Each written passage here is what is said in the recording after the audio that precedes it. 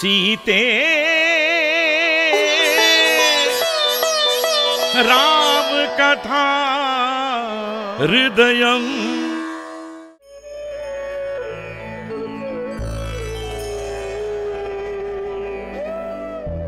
राजा भगीरथ, मैं तुम्हारी सखंड तपस्या और प्रिय स्तोत्र सुनकर अति प्रसन्न हुआ।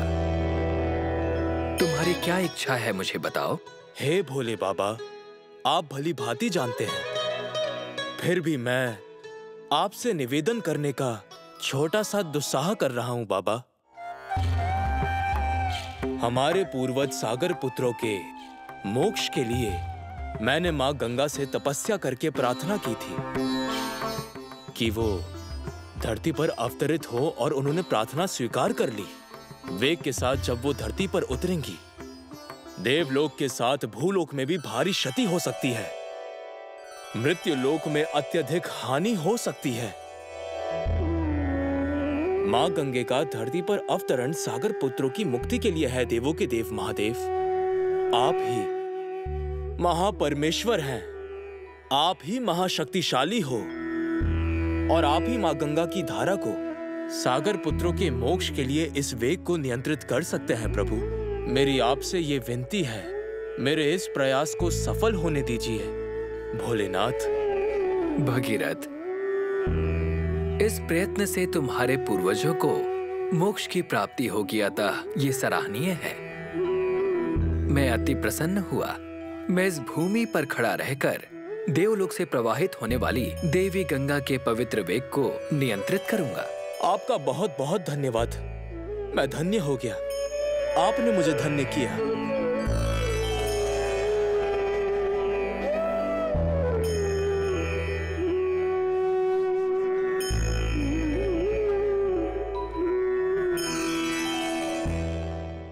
स्वामी, महादेव ने जो भागीरथ महाराज को वरदान प्रदान किया, क्या उससे उनके प्रयासों को सफलता मिली?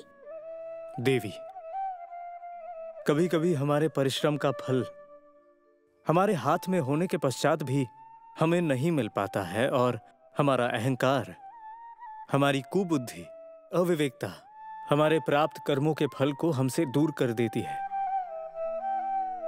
इन सभी समस्याओं का ज्ञान राजा भगीरथ को माता गंगा को धरती पर लाते समय हुआ। माता गंगा को पाताल में नहीं ले जा सकते, ये अनुभव उन्हें हुआ। परंतु स्वामी, ऐसी परिस्थिति क्यों आई प्रभु? इसका कारण अहंकार था।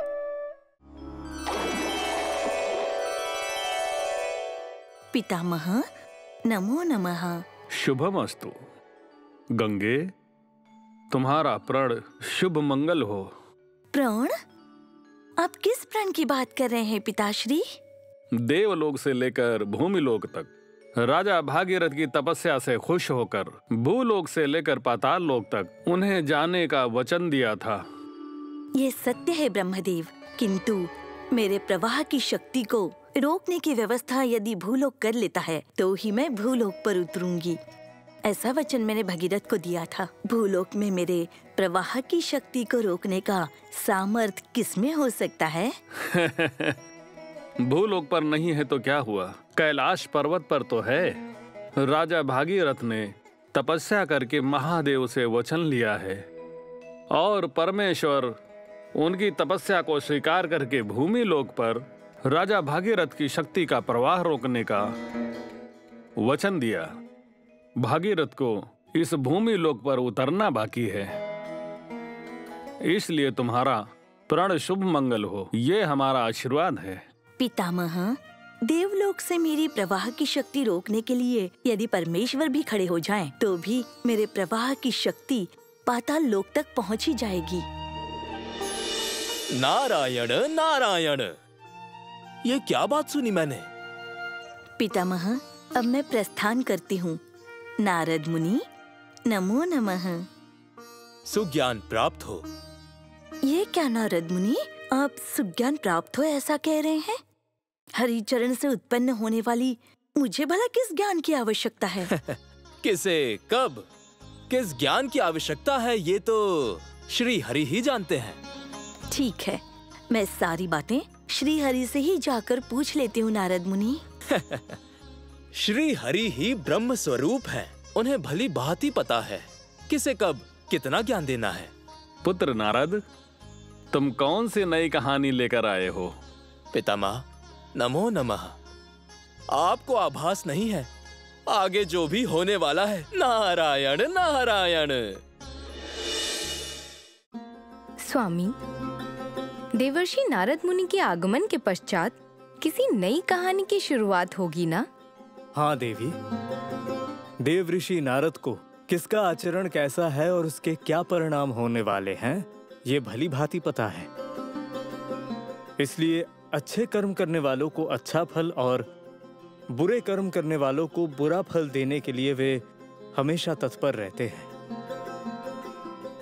किस कर्म का कौन सा दंड होगा ये निर्धारित करने के लिए महर्षि नारद मुनि लोक भ्रमण करते रहते हैं।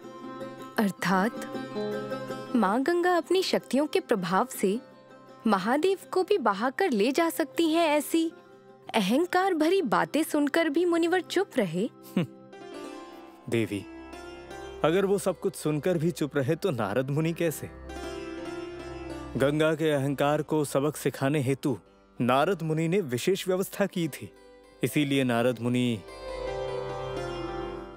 कैलाश जाते हैं।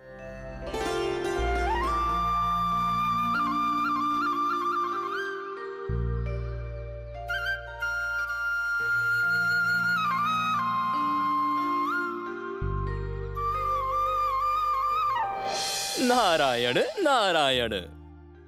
हे सृष्टि के रचयिता, सारे जगत के पालनहारी, ओम नमः शिवाय, नमस्तस्यै नमस्तस्यै विनाकिनी, नमो नमः नमो नमः।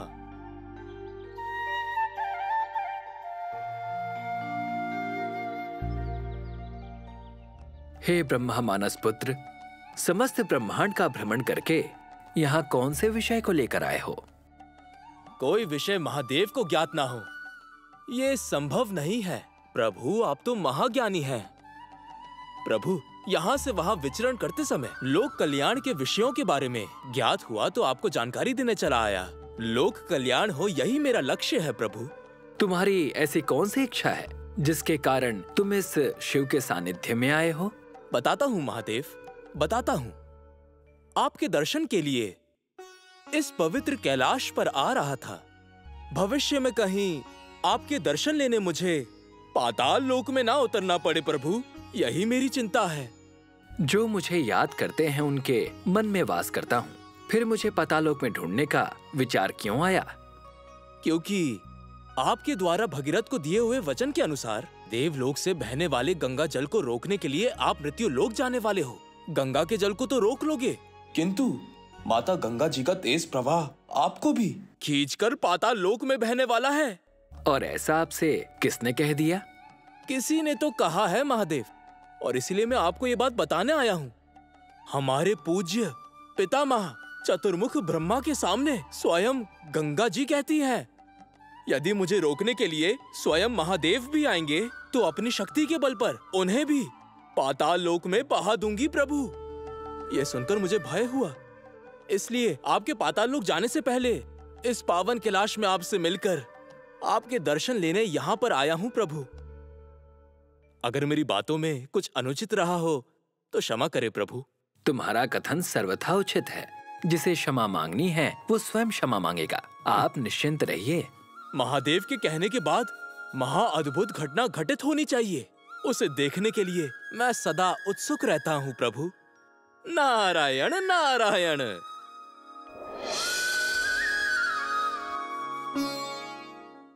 देवी, महर्षि नारद ने शिव को देवी गंगा के अहंकार के बारे में बताया। यह सुनने के बाद भगवान शिव ने एक निर्णय लिया। यह निर्णय दृढ़ हो गया और भागीरथ ने शिव की आराधना की।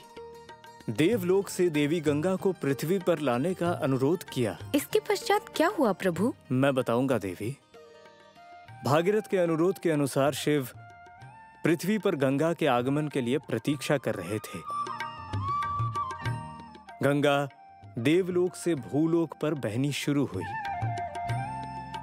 गंगा के अहंकार को दबाने के लिए भगवान शिव ने अपनी जटाओं का प्रयोग किया और उन्हें बांधकर कैलाश लौटे।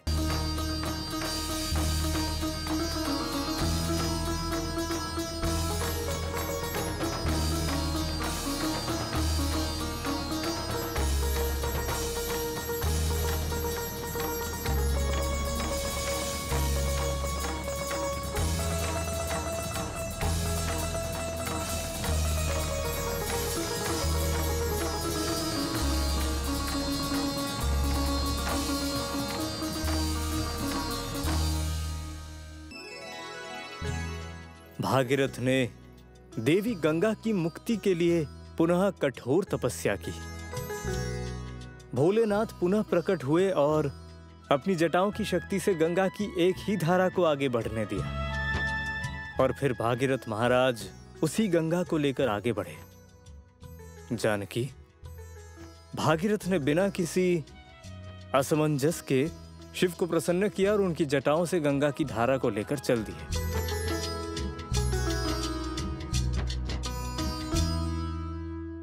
सीते राम कथा हृदयं